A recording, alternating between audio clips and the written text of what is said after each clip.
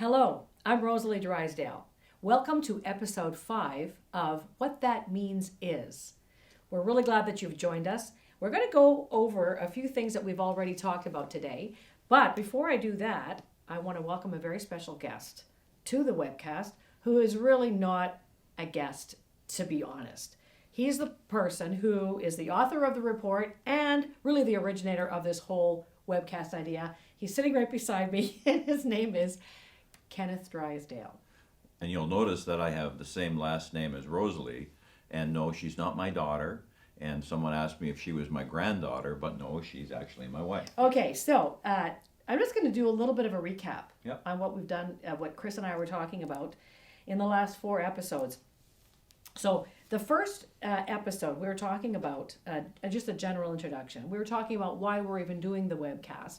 And basically, we want to kind of do a breakdown of all the information that you have received. This is 89 pages of information, of graphs and charts and numbers. And sometimes we have found that people have said it's a little bit intimidating. So we don't want it to be that.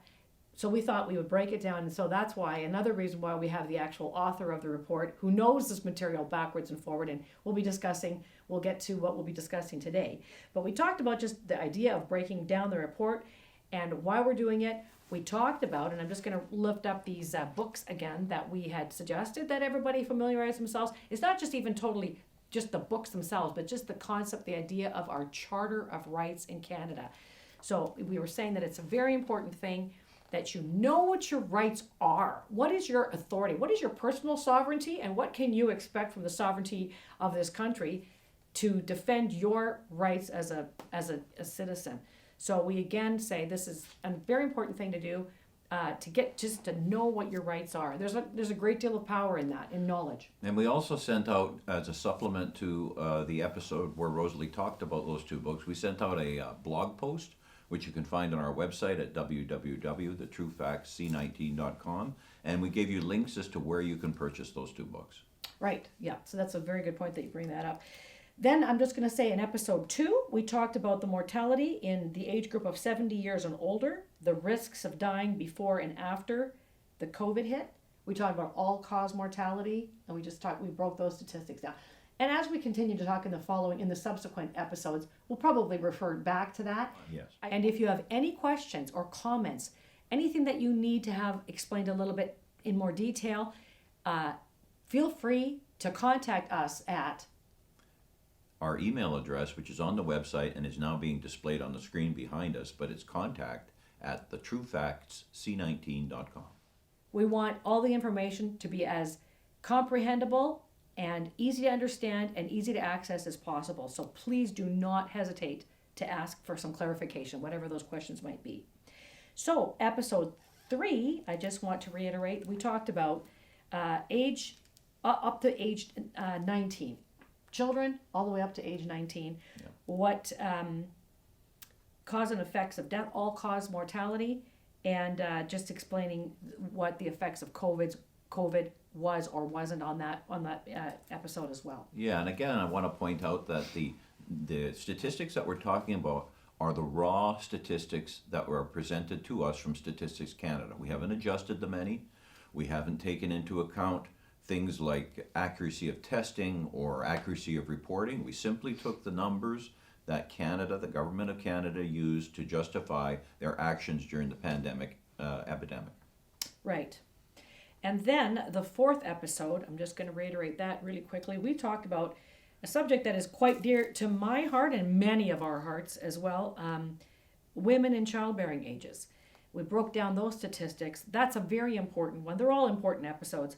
And again, we did a comparison to all-cause death and compared to COVID. And then we talked about that the vaccine was not a proven entity or commodity for pregnant women to take. And so the yet unproven vaccine effects on this sensitive age group. It's very much of a concern. So we're bringing that to your attention. And it's so important because pregnant women are bringing the next generation into this world. It's very important that babies are as healthy as possible. We talked about how in the past everything has been so articulate about what a woman should ingest, what she should not ingest, and then suddenly, without the proper time taken to do these tests properly for pregnant women. These vaccines were pushed on pregnant women. As a matter of fact, Rosalie, there were no tests done on pregnant women, and there were no evaluations done about how the vaccination might affect a nursing baby. As a matter of fact, they did no testing on that at all, and yet they pushed this out into the general population. And a lot of women in that age group felt very pressured by their medical professionals to take this vaccine. And you know what, Ken? I will say that they're still being pressured. I was just speaking to somebody I know today whose daughter-in-law is pregnant, and this is in another province, but it is in Canada, and she is being constantly met with pressure from her doctor to get this vaccine. And as far as my understanding is concerned, I don't think any tests have been done so far, really, on pregnant women. No, they haven't. And the other interesting thing is, since we wrote this report, I think it was in June, and we did a post on this as well, the United Kingdom has taken this off the market for women who are pregnant, who might become pregnant, or who are breastfeeding. And yet here in Canada and the United States, they're still pushing it. So today we want to talk about the actual data that was provided to the public by Statistics Canada, our government, and how that information was disseminated to you, to all of us. Yeah, it has to do a little bit about how they told the story, and there are different. I was always taught when I was growing up, as I know you were, Rosalie, that there was one version of the truth.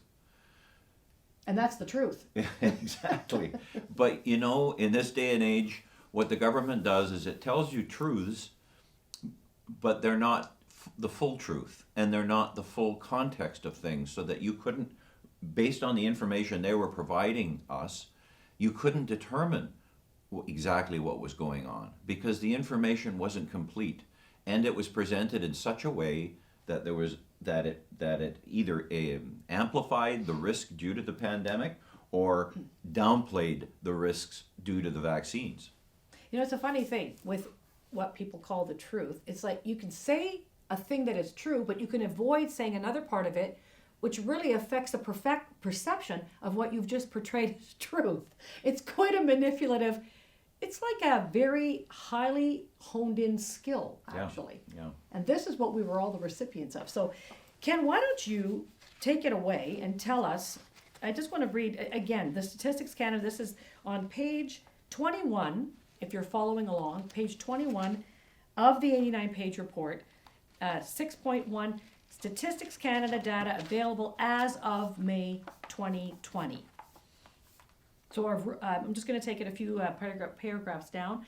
A review of whether or not they followed any of the reasonable steps to mitigate the pandemic will be examined in subsequent sections of this report. And then just a little bit further down, although this data predated the pandemic, it was critical information from which a baseline could have been established. So in other words, they did work on data before this pandemic ever hit. But whether or not it was referred to is in question. Oh, absolutely. They've been collecting all kinds of data on you for 75 years or 100 years or more, probably more. And it's unprecedented how much information that they're collecting on you now has come out in the latest inquiries in Parliament, where I understand that they were tracking 33 million cell phone data. And they were establishing, what did they call it? Your COVID pandemic score. And we'll talk about that in another episode once we get through the report, because our focus of these first number of episodes is to really go through the report and give it to you in bite-sized pieces that are easy to understand and follow along with. And just to reiterate, that was Health Canada that was doing that. Yes. Following 33 million Canadians. Yes. Right, to find out statistics. Yeah. Your personal information. Absolutely. Now, I'm going to try to go through this very meticulously and very slowly. One of the first lies that the government told you about was when they were talking about mortality. And they talked about year-over-year mortality. So what they did was, in 2019, they said that there were so many deaths in Canada.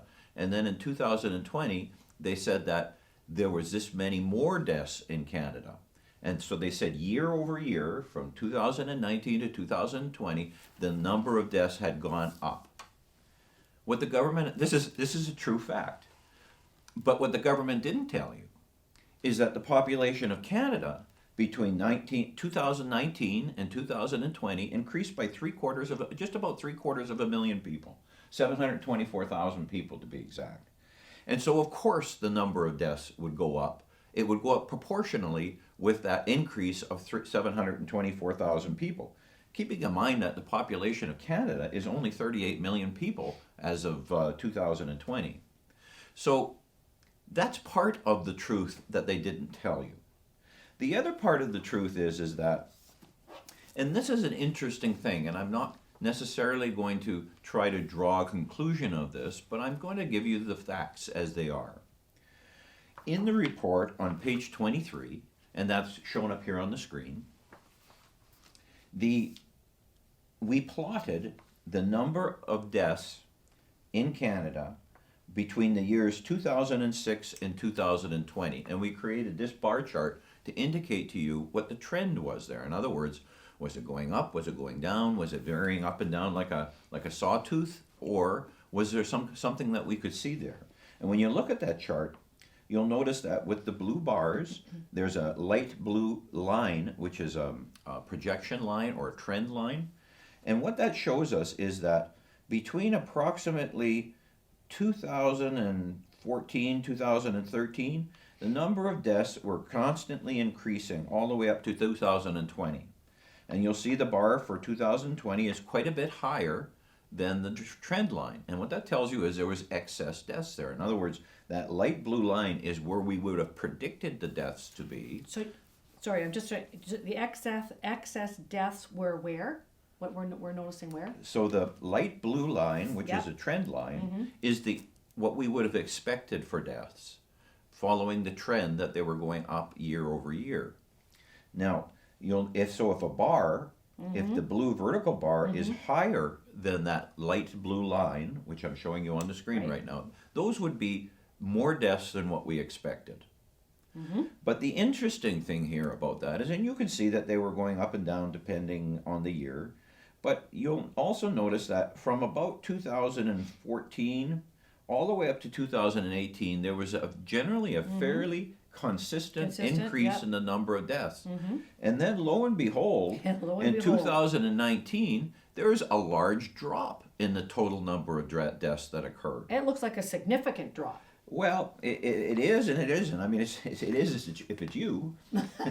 but then what you'll notice is, and I'm going to talk a little bit more about this and give you the numbers, but you'll notice that there's a drop in 2019, and there's an almost identical increase in 2020. Right. As a matter of fascinating. Yeah.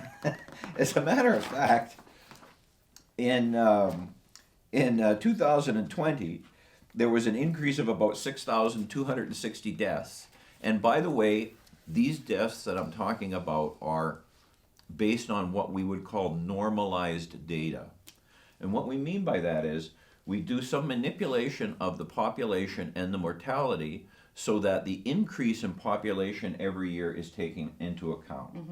So that we are no longer dealing with the increase in deaths simply because the population went up by 750,000 people. Right, and when you calculate the increase of the population, yes, you take that from the population increase of the past. You kind of measure it by that. Well, what we do is, and I'm going to turn back to page 22 and table number 1, and that's shown on the screen right now. You can see these are the unadjusted population. So the first column is the year 2006 all the way up to 2020, and then the next column is the actual total population in Canada. So you'll see that in 2006 the population was 31 million people, and the population in 2020 was 38 million people. So I can compare the total number of deaths from 2006 to 2020 because there was an increase in about 7 million people, or 6.5 million people in the country. So what we do is we do something called normalizing the data. And you can see the normalized data on the table that's shown on the screen right now on page 23. So what we did was, again, it's a very similar table. We show you the year on the first column. The second column is the actual population. That's the same exact numbers that we showed you on page 22 on table 1. Then the total actual number of deaths, again, that's exactly the same as on table 1. And then what we did was we adjusted the population to 38 million people. And so when we made all of the years, all at 38 million people, we proportionally increased the total number of deaths. Because then you're comparing the proportion of people that died in any given year to the proportion of people that died in the following year. So you're basing your forward projection on the numbers Yeah, from the past. we chose 2020. Sure, yeah. So, but in doing that, we then, on table 3, which is the bar chart we were just talking about, we then plotted the total adjusted number of deaths on there to show what the trend line was. Exactly. So when we compare, again, getting back to what we were talking about before, Yes, yeah. when Sorry. just to reiterate, in 2020, there were 6,260 additional deaths that we didn't expect. In other words, those are the deaths that are above that blue trend line, which we're showing on the screen right now. But in 2019, there were 5,406 less deaths. That's almost an identical number. Now, I don't know how that happened. Right. It's to me, it sounds like a bit of a coincidence. I'd sure like to have somebody explain that to me. But the other interesting thing about that is when the government was reporting to you that there was a year-over-year increase, I think they were talking about 12 or 13,000 deaths. Number one, they were comparing a population in 2019 to the population in 2020, and that population had increased by 750,000 people. And they didn't tell you that there was a drop in deaths in 2019 of about 5,000 anyway, which was contrary to the trend that had been developing in Canada from 2013 on. So, Rose, this is an instance where they didn't really tell you a lie, Exactly. but they didn't tell you enough information to allow you to actually assess what's going on. And so why, it's interesting that that seems sort of obvious as you're pointing it out, but we don't really look at it as an obvious thing unless somebody does point it out to us. I mean, like you said, I'd sure like to know why. It is very curious why in 2019 the numbers will be down suddenly and then boom, up again. Yeah, and again, I'm going to put up on the screen here the graph, which is table 3, and you can really see that. You could really see that the trend was going up, up, up, and then all of a sudden, bang, in 2019 it went down, and then bang again in 2020 it went up. So I just want to reiterate again, just as a baseline, the whole report is based on those very statistics that we were given by Stats Canada. This is not an opinion. This is just, hey, what are these stats telling us? Because Yes. this is what Ken does. He is a forensic detailed examiner and investigator of statistics and of numbers, and he put them into charts, and now what we're doing, just to reiterate, is explaining that to you. And so many of us, and I have to confess, including myself, I'd look at something like that might not jump out at me. But if somebody explains it to you and says, hey, this is not the way this should be going, or if it's not, then why isn't it? Mm-hmm. What's the explanation? We weren't given an explanation. No, and of course the other thing we weren't given is Statistics Canada didn't report these numbers to the members of the public, to us, until April of around 2021. And do you want to make a point of maybe also mentioning that the stats for 2021, 22 I should say, Yeah, 2021. 2021, because we're in 22 now, Yeah. sorry, have not yet come out. And Yeah. we are now in November. We're in November, mid-November, and Statistics Canada has not released the morbidity numbers for 2021. You would think that these were some of the most important numbers that we all needed to have so we could evaluate what happened in Canada. Right? And yet, almost a year later, we don't have them. And just before we leave that, I would also want to mention that when this was going on, when the government was reporting these numbers to us, they knew all of this detailed information. They knew it at the time.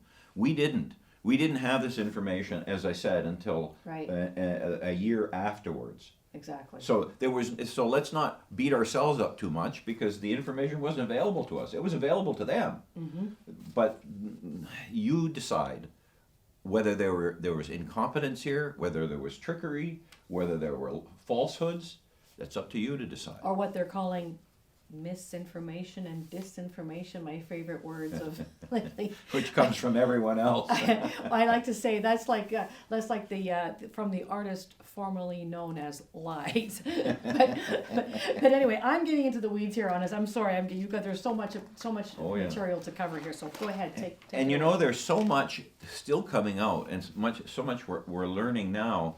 We're going to do a whole episode later on how they told you what the efficacy or the effectiveness of the COVID-19 vaccines were. You know, Rosalie, they didn't report it to you as what we would call an absolute number. And this is going to be fascinating when you hear it. And this is a difficult one to explain. And forgive me, we're going to have to do it with graphs and charts and little pictures in order to get the message across. But it's unbelievable how they came up with those efficacy numbers, those effectiveness numbers. I can't wait to hear your explanation. Take your time. Well, I'm not going to do it in this episode. That's going to be a whole episode later on. Okay. Wow, cliffhanger. Now so now it brings us up to page 26. And there's a chart there, table 4, which is on the screen right now, and that was taken directly from the government website, Canadian government website, as of May 7th, 2021. And what it's doing is it's talking to you about the distribution of COVID-19 cases in Canada up to that date. And they're having a breakdown of gender. So there's a dark blue line and there's a gray line. One's male and one's female. That doesn't really matter that much. But what does tell here is when they talk about the number of people who are infected with COVID, they don't give you any kind of perspective as to how many people are in that age group that they're plotting. So, for instance, when we look at the 80-plus-year-old, which is the bottom bar graph, you can see it goes way over, and it says there's 16,000 deceased cases there. So this is showing the number of people that they said as of that date Canada reported as deceased. And you know, I want to mention that option was removed from their website about a year ago, so you couldn't actually look that up.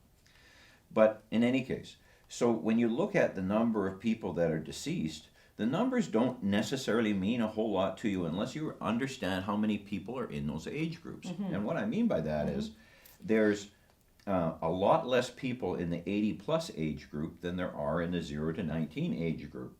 And so when you have such a small, and I think... So they're just giving you numbers and they're not giving you totals. They're so giving you numbers and they're giving you nothing for perspective. For instance, I'm just going to, on page 27, table 5, there are 8.1 million people who are 0 to 19 years of age, flipping back to table 4. So according to the Government of Canada, up to that point, there were a total of 11 people, they say, became deceased with COVID-19 in the 0 to 19 age group, and there was 8 million, or 8.1 million of them. Are they saying, I'm sorry, with COVID-19 specifically, not of? Well, yes, they didn't report, they've never reported the deaths of COVID-19. They've always reported them with COVID-19. So if you were in a car accident or you had a heart attack and you came into the hospital and were put into the ICU and you died and they tested you for COVID and you had COVID in your system, they counted you as a COVID-19 death. Or what they determined as COVID in your system. That's correct. And so again, none of these numbers that we're talking about are adjusted for that. We simply took the numbers as the government reported them to us.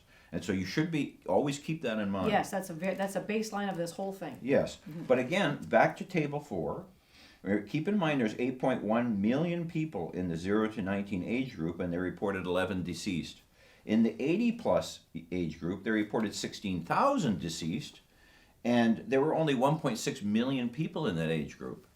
So had you had the information about how many people was in each of the population groups, that would give you a better understanding of really what the risk of death was in that age group. Like, once again, there are 8 times the number of people in the 0 to 19 age group than there are in people who are 80 years of age and older. But now, Ken, I just want to reiterate, the government didn't give these numbers to you together like that so you can compare them. No. They gave them all over the place. Yes. This is what's important about this report. This is what's crucially important about this report.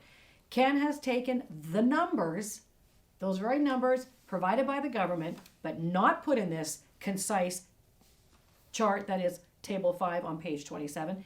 Ken has put these numbers in perspective for you, the citizens of Canada, to look at, to see what's actually happening. Yes. And again, when we say that, I put them in a format you could understand, or you could gain insights from. I didn't change the numbers. Right. I didn't fudge the numbers. Right. And you know, another thing that comes out of this chart in table 4, and I talk about it just below it, is 86.7% of all deaths reported to be from COVID-19, as reported by the government, were in persons over the age of 70. Despite the fact that people in this age group only comprise 8.3% of the population. And people under the age of 50 account for 1.6% of the reported fatalities, and they account for 91.7% of the population. Well, that is worth really going over Yeah. again. So- just digesting those numbers. Absolutely. So why? Why did we spend so much money and billions of dollars in rolling out vaccines and locking down people that had essentially no risk of death from COVID-19? The odds are so astronomical for a person under the age of 19 of contracting and dying from COVID-19 that, and this was covered in some of our earlier episodes where we talk about what those statistics are. But it's astronomical. And when you compare it to the other causes of morbidity for those age groups, it's ridiculous that we spent so much money on this COVID-19 as opposed to, say, diabetes or suicide. Or murder or homicide. Or cancer. Or cancer. Or heart disease. Absolutely. So Actually, you keep on saying age 19, but people under 50 and under. yes. Well, the reason I say I was talking about 19 is because the odds of somebody under the age of 19 contracting and dying of COVID-19 were like 1 in 4 million. 1 in 4 million.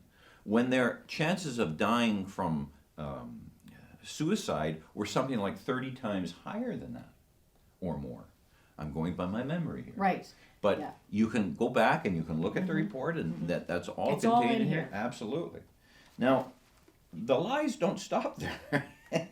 And again, they presented the information. Again, that table looks like it's pretty benign. And when you look at it, you go, wow, look at, this is comparable. But they actually charted it based on the number of population, the number of people in each population group. The bars wouldn't even show up for most people. Yeah, like you alluded to 0 to 19 when you look at table 4.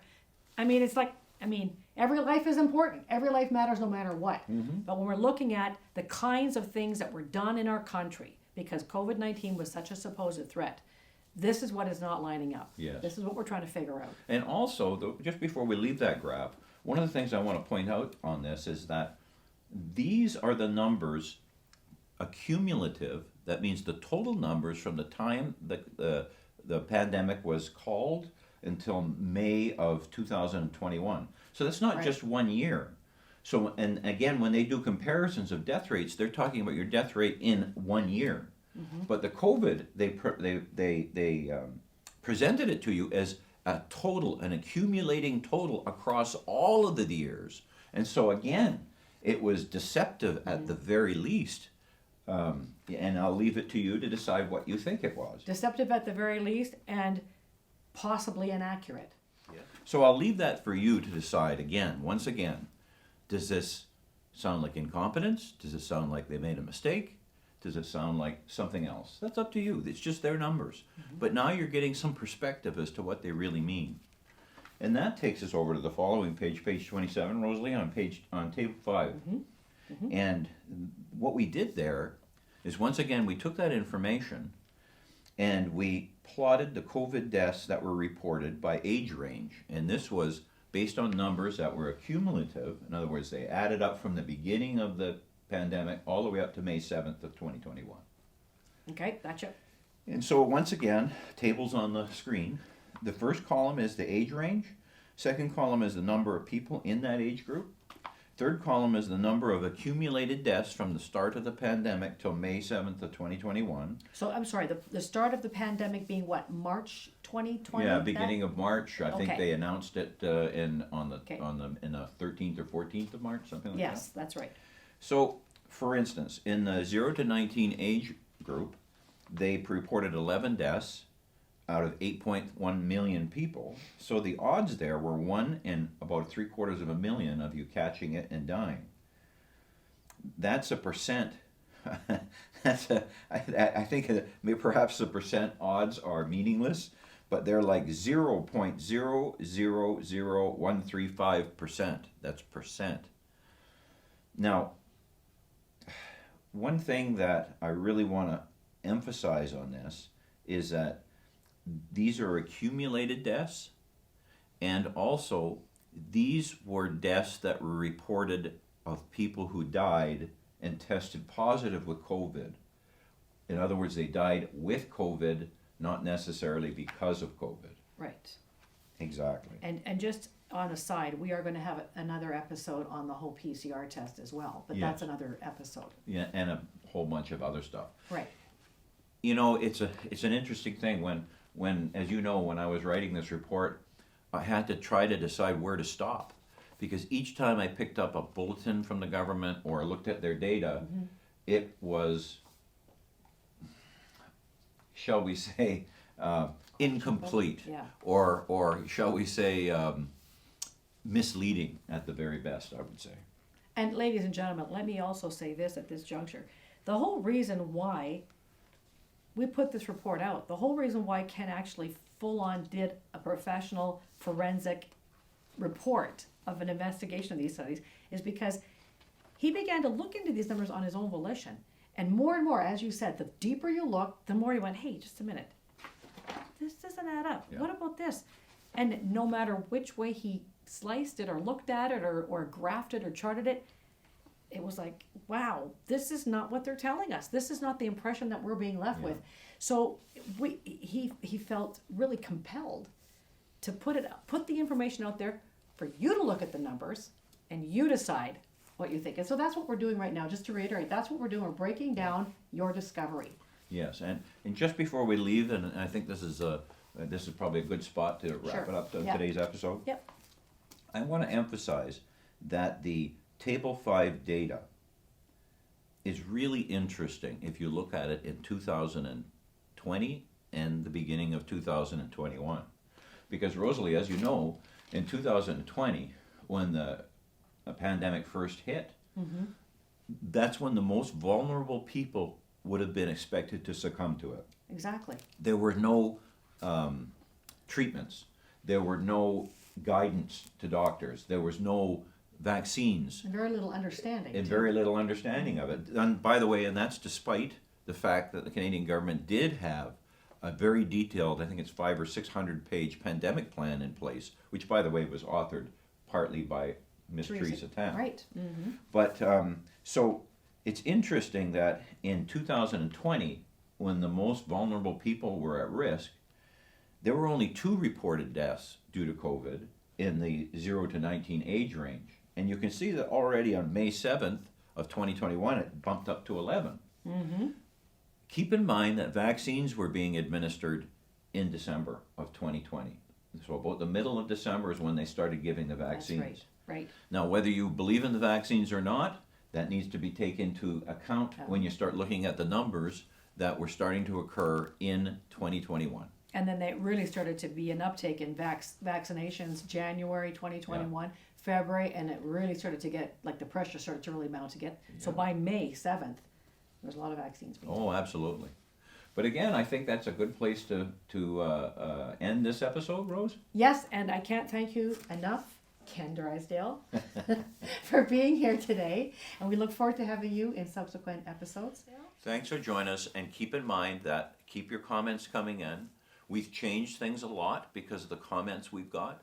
You may or may not have noticed that our set is a little different than it was in the last 4 episodes, and that's because some people were reporting some problems with audio. So now we've moved the whole production into a commercial studio, and that's why the audio is so great now. So keep in mind, if you've got comments, you've got questions, keep them coming. You can see at the bottom of the screen is our email address. You can visit us on our website, which is also on the screen. So don't be strangers. Let us know what you think, and keep your comments and constructive criticisms on coming. Right, and we want you to know that we appreciate you. Every one person, everybody matters. Every individual matters, and so we want you to know that we think about that. We're very cognizant of that. We appreciate you. And once again, thank you for joining us. I'm Rosalie Drysdale. And I'm Ken Drysdale. And we'll see you next episode. Take care. So long, everyone.